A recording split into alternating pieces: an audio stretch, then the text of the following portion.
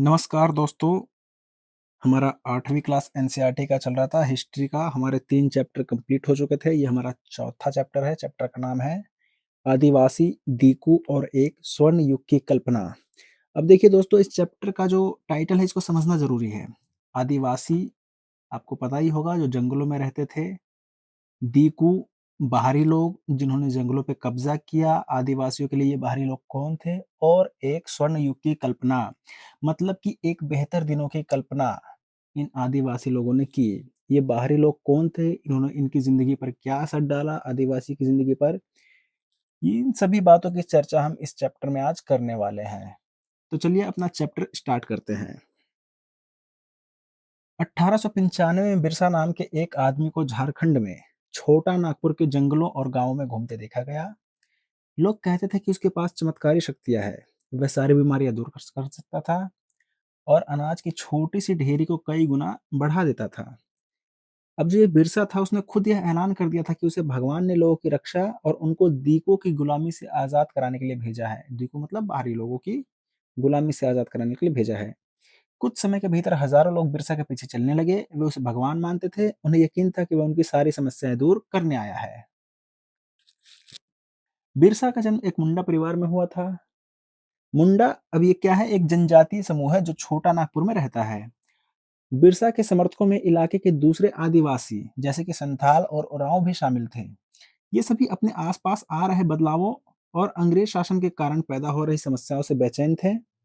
उनकी परिचित जीवन पद्धति नष्ट होती दिखाई दे रही थी। यानी कि वो जिस जीवन को अब तक जीते आ रहे थे, वो धीरे-धीरे खत्म हो रही थी। मतलब उथल-पुथल का दौर चल रहा था। उनकी आजीविका खतरे में थी और उनका जो धर्म था वो छिन्न-भिन्न हो रहा था। अब ये सब कैसे हो रहा था, ये हम आगे पढ़ेंगे। बिरसा किन समस्याओं को हल करना चाहता था? जिन्हें दीकू कहा जा रहा था, वे बाहरी लोग कौन थे? उन्होंने इलाके के लोगों को गुलाम कैसे बना लिया था? अंग्रेजों के राज में आदिवासियों के साथ क्या हो रहा था? आदिवासियों का जीवन किस तरह बदल रहा था? इस चैप्टर में हम ऐसे ही कुछ सवालों पर विचार करने वाले हैं। चलिए आगे बढ़ते हैं। पिछले साल जो हमने आदिवासी के समाजों के बारे में पढ़ा था, उनमें ज्यादातर कबीलों के रीति रिवाज और रस्में ब्राह्मणों द्वारा निर्धारित रीति रिवाजों और रस्मों से बहुत ही अलग थी। इन समाजों में ऐसे गहरे सामाजिक मतभेद भी नहीं थे जो जाति पर आधारित समाजों में दिखाई देते हैं। एक कबीले के सारे लोग कुटुंब के बंधनों में बंधे होते थे। यानी कि सब बंधे हुए ग्रुप में, समूह में रहते थे। लेकिन इसका यह मतलब भी नहीं था कि आदिवासियों के बीच कोई आर्थिक और सामाजिक फ़र्क नहीं था। यानी कि आदिवासियों के बीच भी किसी के पास बहुत सारा पैसा, ताकत होता था, कुछ लोग थोड़े कम पैसे वाले होते थे। उनमें भी ये भिन्नताएँ होती थी। चलिए आगे बढ़ते हैं। अब ये जो जनजातीय समूह थे, ये किस तरह जीते थे? मतलब ये अपना जीवन यापन किस तरह करते थे? आगे इसमें पढ़ते हैं। अब ये जो जनजातीय समूह थे, इनमें से कुछ झूम की खेती करते थे। झूम की खेती किसे कहते हैं, ये जानते हैं। झूम खेती घुमंतू खेती को कहा जाता है, जो घूम-घूम कर एक जगह से दूसरे जगह पर किया जाता है। इस तरह की खेती ज़्यादातर जंगलों में छोटे-छोटे भूमि के टुकड़ों, भूखंडों यानी कि छोटे-छोटे भूमि के टुकड़ों पर की जाती थी। ये लोग ज़मीन तक धूप लाने के लिए पेड़ों के ऊपरी हिस्से काट देते थे और ज़मीन पर उगी घास-फूस जलाकर साफ कर देते थे।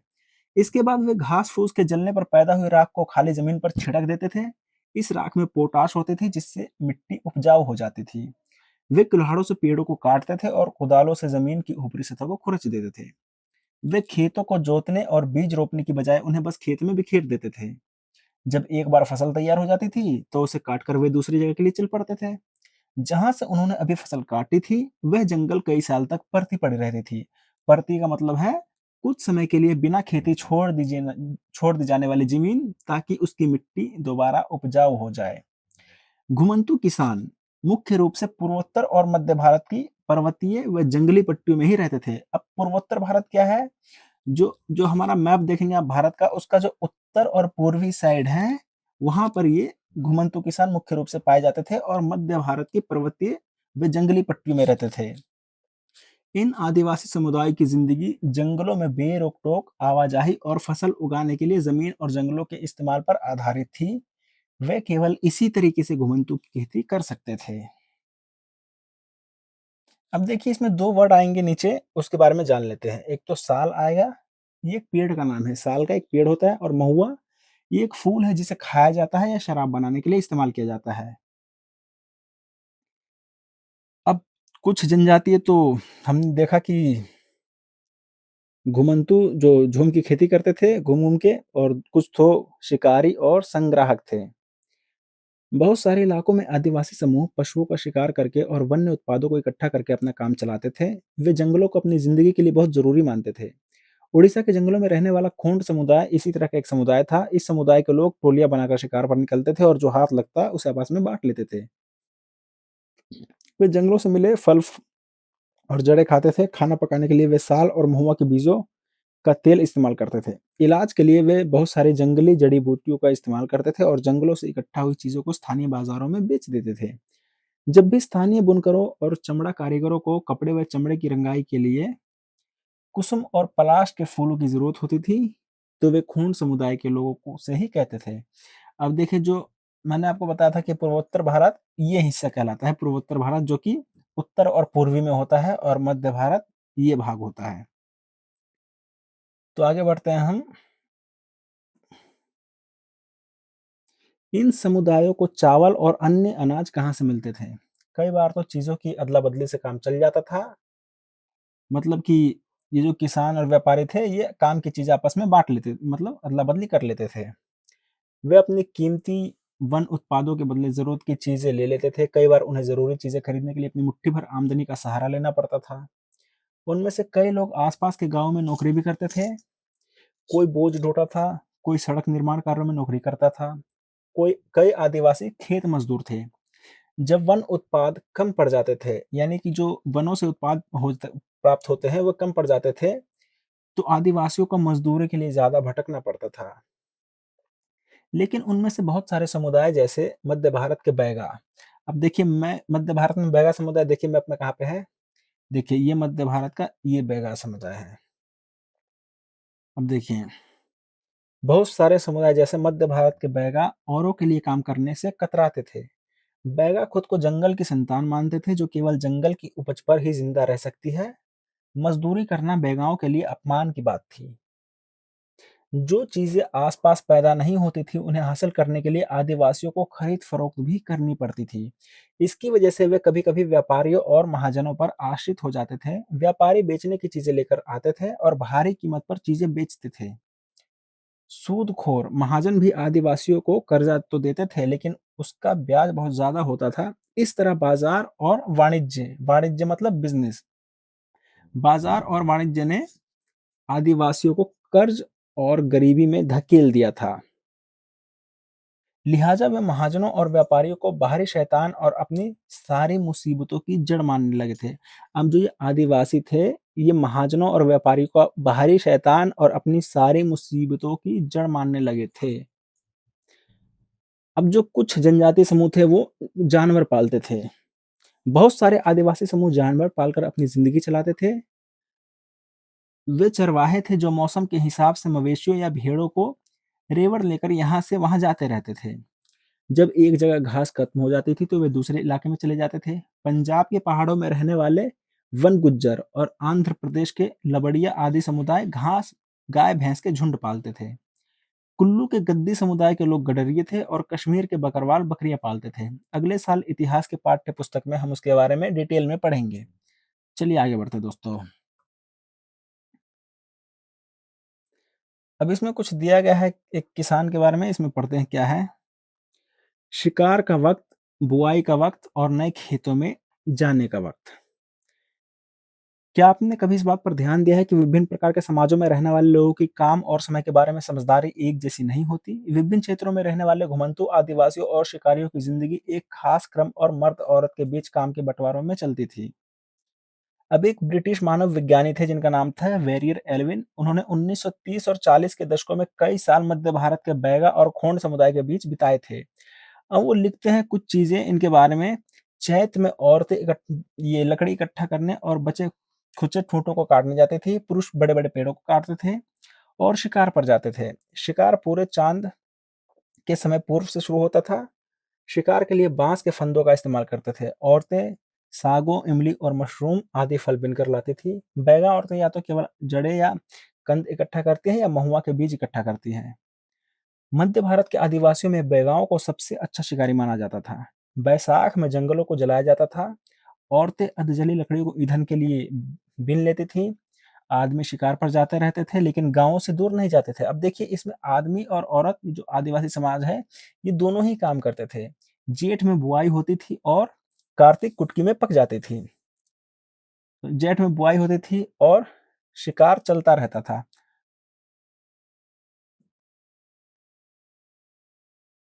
1 मिनट, आषाढ़ से भादो तक मर्द खेतों में काम करते थे, क्वार में फलियाँ आने लगती थी और कार्तिक कुटकी में पक जाती थी। अगहन में सारी फसल तैयार हो जाती थी और पूस में फटकन किया जाता था। नाच गाना और शादियाँ भी पूस के महीने में ही होती थी। माघ में पुरुष नए बेवड़ की तरफ चल देते थे। इस दौरान शिकार व चीजों का संग्रह ही जीने की मुख्य गतिविधि होती थी। यह चक्र पहले साल का होता था। दूसरे साल शिकार के लिए ज़्यादा समय मिल जाता था क्योंकि केवल कुछ फसलों की ही बुआई-कटाई होती थी क्योंकि भोजन काफ़ी होता था इसलिए पुरुष बेवड़ों में ही रहते थे। तीसरे साल में भोजन के लिए वन उत्पादों की भी ज़रूरत पड़ने लगती थी। अब देखिए एक चित्र है, इसमें ईंधन की लकड़ी ले जाती है एक संथाल लड़की है, जो कि बिहार 1946 का चित्र है। चलिए आगे बढ़ते हैं दोस्तों।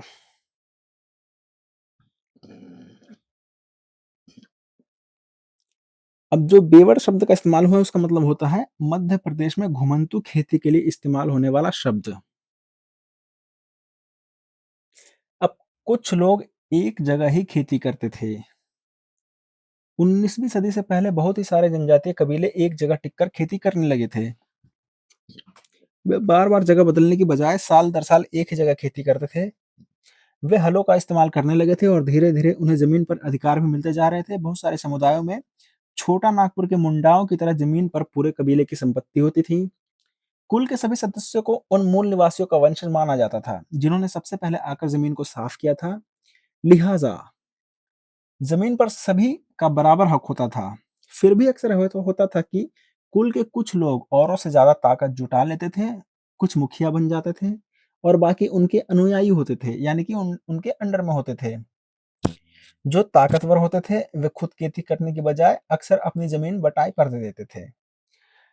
ब्रिटिश अफसरों को गोंड और संथाल जैसे एक जगह ठहर कर रहने वाले आदिवासी समूह शिकारी संग्राहक या घुमंतू खेती करने वाले के मुकाबले ज्यादा सभ्य दिखाई देते थे। अब जो ब्रिटिश अफसर थे, इनको जो एक जगह टिककर खेती करते थे वो ज्यादा सभ्य दिखाई देते थे। जंगलों में रहने वालों को जंगली और बर्बर माना जाता था। अंग्रेजों को लगता था कि उन्हें स्थायी रूप से एक जगह बसाना और सभ्य बनाना जरूरी है। औपनिवेशिक शासन से आदिवासियों के जीवन पर क्या असर पड़े? अब इसमें आगे पढ़ते हैं। अब देखिए हमने पिछले चैप्टर में बताया था, सॉरी पिछले क्लास में बताया था कि औपनिवेशिक क्या है? औपनिवेशिक का मतलब है जो बाहरी लोग थे, जो ब्रिटिश थे, उनके आने से हमारे ऊपर क्या असर पड़ा, हमारे सामाजिक, आर्थिक और राजनीतिक जीवन पर, उसी को औपनिवेशिक कहते हैं। औपनिवेशिक शासन यानी कि जो अंग्रेज थे, ब्रिटिश थे, उनके आने से, उनके शासन से जो आदिवासी थे, जो जंगलों में रहने वाले लोग थे, उनके जीवन पर क्या-क्या असर पड़े, इसमें ये पढ़ेंगे। अब देखते हैं कि आदिवासी मुखियाओं का क्या हुआ।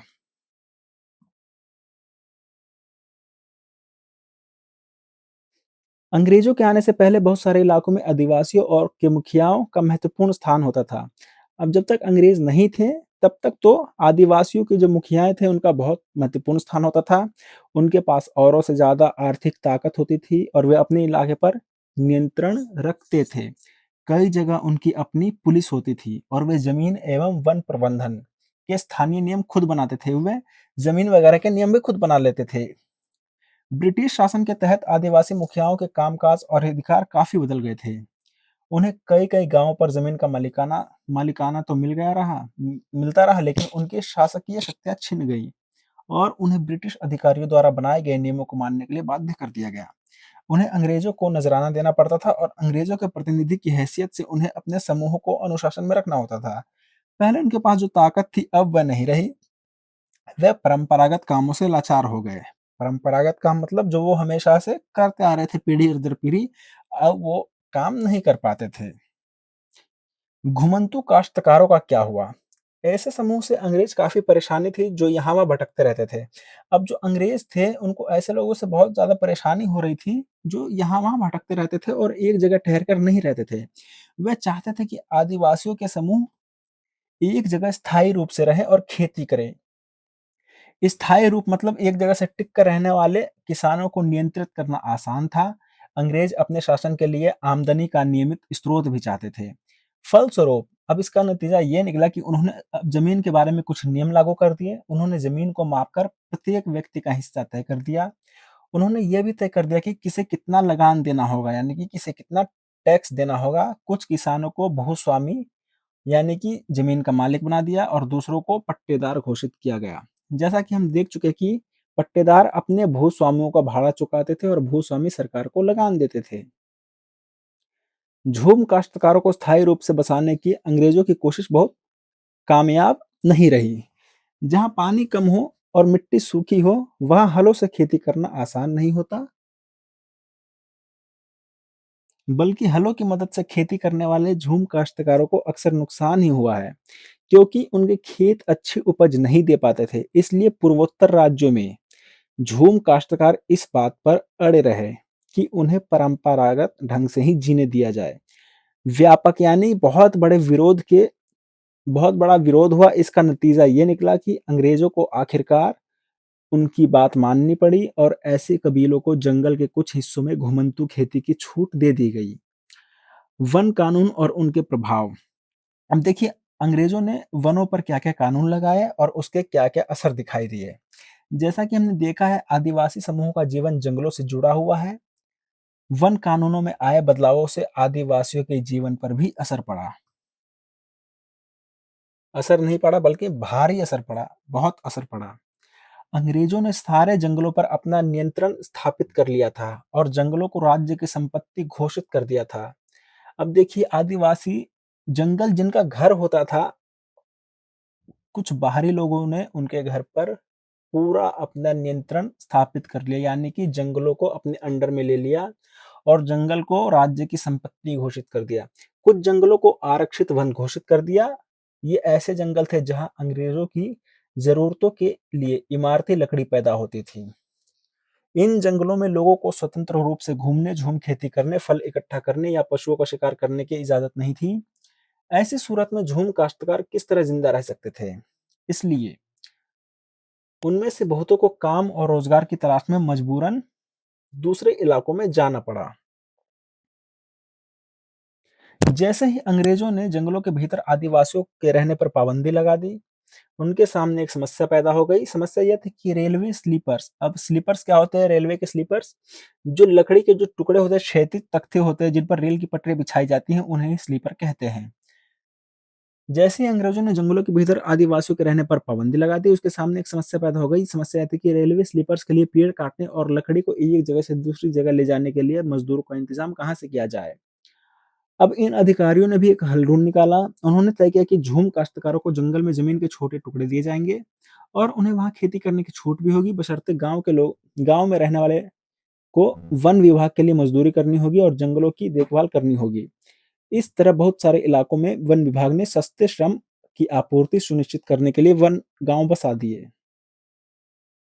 आगे बढ़ते हैं दोस्तों। बहुत सारे आदिवासी समूहों ने औपनिवेशिक वन कानूनों का विरोध किया। अब बहुत सारे आदिवासी समूह थे जिन्होंने इस कानून का विरोध किया। उन्होंने नए नियमों का पालन करने से मना कर दिया और उन्हीं तौर तरीकों से चलते रहे जिन्हें सरकार गैर कानूनी घोषित कर चुकी है। कई बार उन्होंने खुलेआम बगावत भी की, यानी कि विद्रोह किया।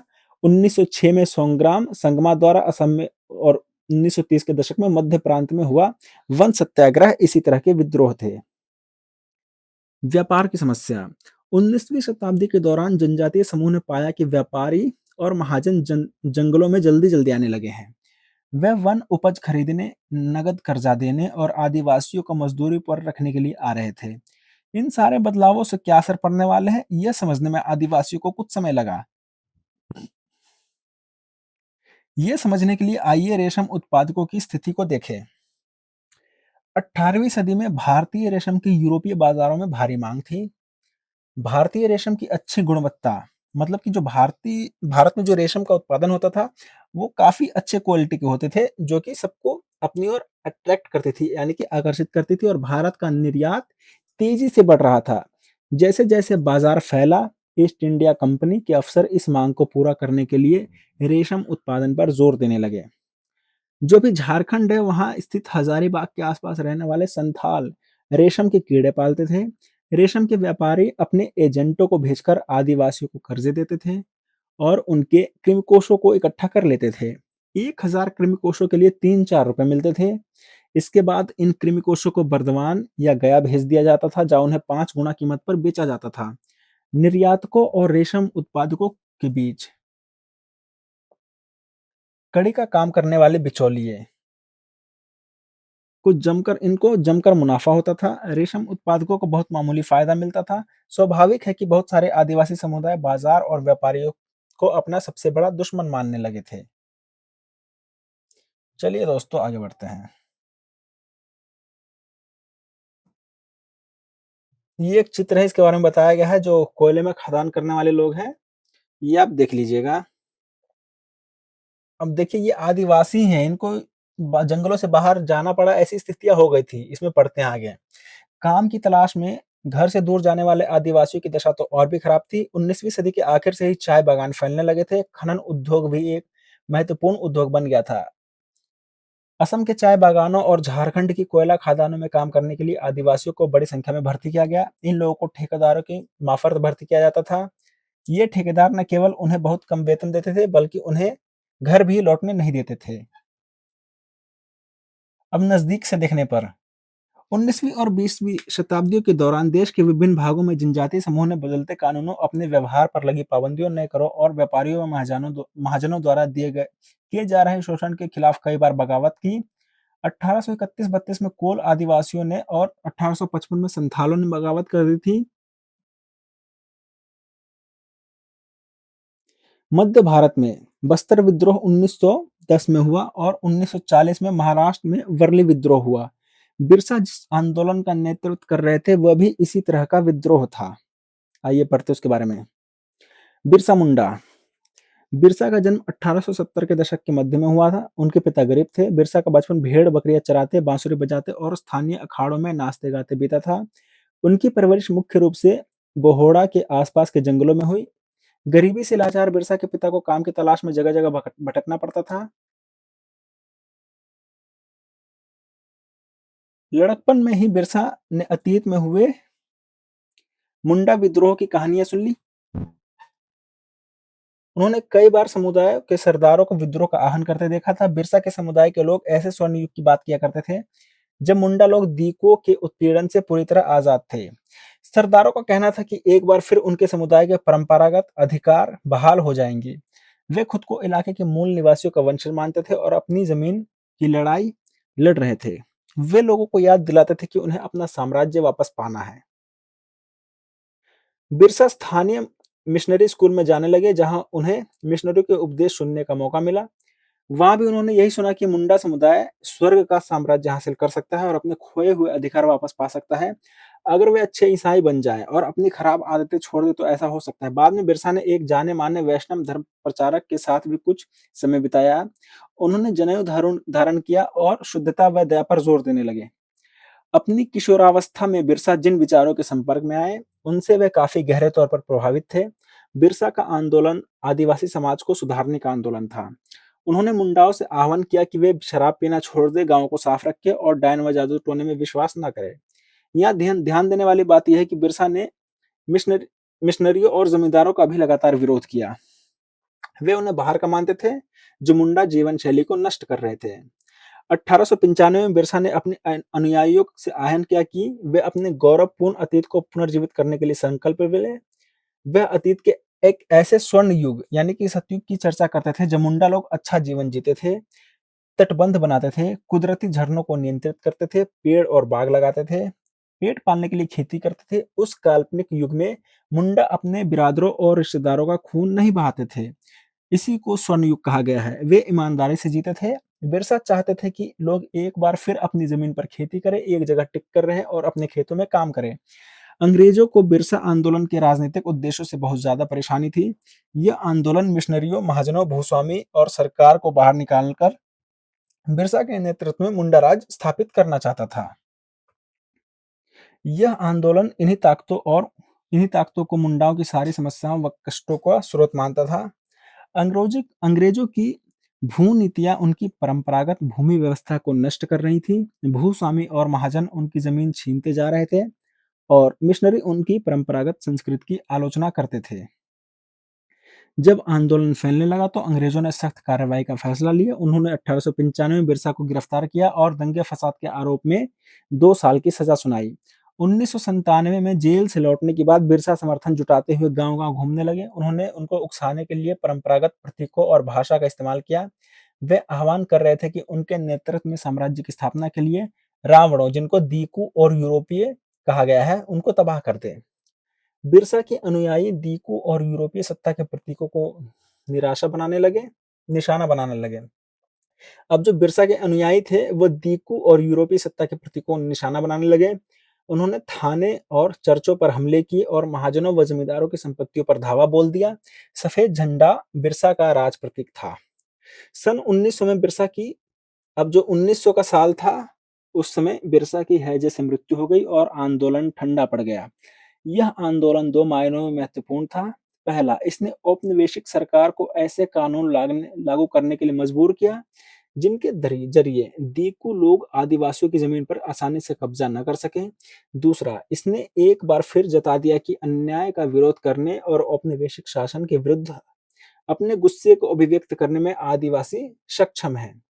उन्होंने अपने खास अंदाज में अपनी खास रस्मों और संघर्ष के प्रतीकों के जरिए इस काम को अंजाम दिया। तो दोस्तों, हमारा ये चैप्टर खत्म हो गया है। मिलते हैं अगले चैप्टर में नई वीडियो में। अगर आपको वीडियो से रिलेटेड कोई सजेशन देना है या कुछ प्रॉब्लम है तो आप हमें ईमेल कर सकते हैं। मेल आईडी है study2everyone@gmail.com। तो मिलते हैं नेक्स्ट वीडियो में नए चैप्टर के साथ।